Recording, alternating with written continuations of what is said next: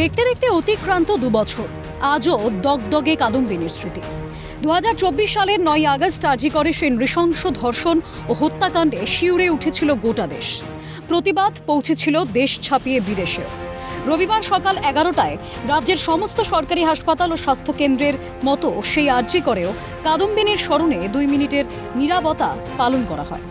এই কর্মসূচিতে অংশ নেন আরজিকরের এক্স স্টুডেন্টস অ্যাসোসিয়েশন ও আরজিকর ইউনিটের ন্যাশনাল মেডিকোস অ্যাসোসিয়েশনের সদস্যবৃন্দ এবং হাসপাতালের কর্তব্যরত চিকিৎসক, আধিকারিক, স্বাস্থ্যকর্মীবৃন্দ প্রমুখ। কাদম্বিনীর যে হত্যাকাণ্ড এবং ধর্ষণের ঘটনায় 2 বছর অতিক্রান্ত আজকে 9 আগস্ট এই দিনেই ঘটনা ঘটেছিল এবং আরজিকরের স্বাস্থ্য ভবনের নির্দেশে এবং মুখ্যমন্ত্রী শুভেন্দু অধিকারীর নির্দেশে আজকে কিন্তু কাদম্বিনীর স্মৃতির উদ্দেশ্যে যারা কর্তব্যরত কর্মীরা ছিলেন, যারা আধিকারিকরা ছিলেন, স্বাস্থ্যকর্মীরা, নিরাপত্তার দায়িত্ব থেকে আরম্ভ করে সবাই প্রত্যেকে আজকে জড়ো হয়েছিলেন। রাজ্যের সমস্ত স্বাস্থ্য প্রতিষ্ঠানগুলির মতো আরজিকরেও আজকে তারা জড়ো হয়েছিলেন এবং এখানে 2 মিনিটের নীরবতা পালন, মৌনতা পালন তারা করেন। আমাদের আজকে অফিসিয়াল অনুষ্ঠানটি হলো এবং সেই অনুষ্ঠানে আমরা 2 মিনিটের নীরবতা পালনের মাধ্যমে আমাদের যে সহকর্মীকে আমরা 2 বছর আগে একটা মর্মান্তিক ঘটনায় হারিয়েছি, তো তারই স্মৃতিচারণায় আমরা 2 মিনিট সময় নীরবতা পালনের মধ্যে দিয়ে তাদের কাকে স্মরণ করলাম। বিজেপি সরকার আরজিকরের ঘটনার বিচার এনে দিতে পারবে বলে আশাবাদী আরজিকরের প্রাক্তনী শান্তিরঞ্জন বাগচি। এই গত 2 বছর ধরে সেই রকমভাবে ফলপ্রসূ কিছু হয়নি।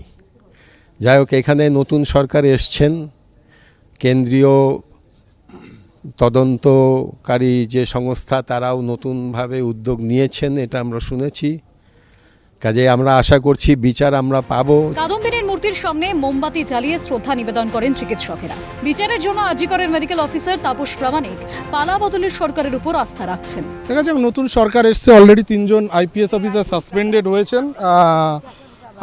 বাকিটা এখন তো কোর্টে তদন্ত চলছে। নতুন আইও এসছেন সন্দীপনী গড়, কারণ আগের টিমের প্রতি আমাদের কোনো ভরসা ছিল না, বা যে অভিযোগ জানিয়েছিলাম সে অভিযোগের ভিত্তিতে কোর্ট অলরেডি তাকে স্যাক করে নতুন এসআইটি গঠন করেছে।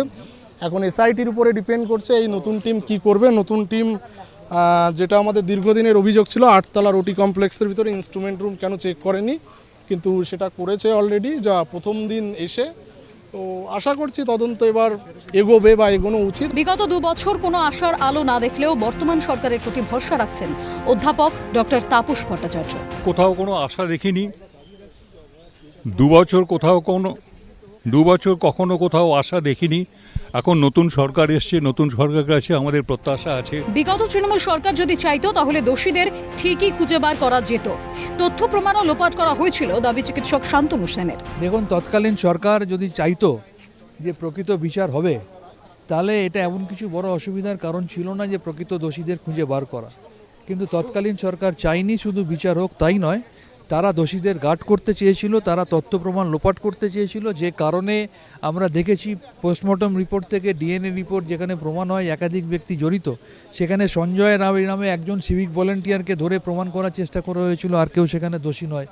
ঘটনা ঘটার পর সেমিনার রুম ভেঙে দেওয়া, বাথরুম ভেঙে দেওয়া, 14ই আগস্ট গুন্ডা পাঠিয়ে তথ্য প্রমাণ লোপাটের জন্য আরজি করে ভাঙচুর করা। পরবর্তী ক্ষেত্রে নতুন সরকার বাংলায় ক্ষমতায় এসছে, মাননীয় মুখ্যমন্ত্রী শুভেন্দু অধিকারীর নির্দেশে স্বাস্থ্য দপ্তর, শারদত্ত মুখার্জি স্বাস্থ্যমন্ত্রী, তারা নতুনভাবে তদন্ত শুরু করেছেন। বিগত তৃণমূল সরকার আন্দোলনকে চাপা দেওয়ার অনেক চেষ্টা করেছিল। প্রাক্তন মুখ্যমন্ত্রী মমতা বন্দ্যোপাধ্যায় আন্দোলন বন্ধ করে উৎসবে ফিরতে বলেছিলেন।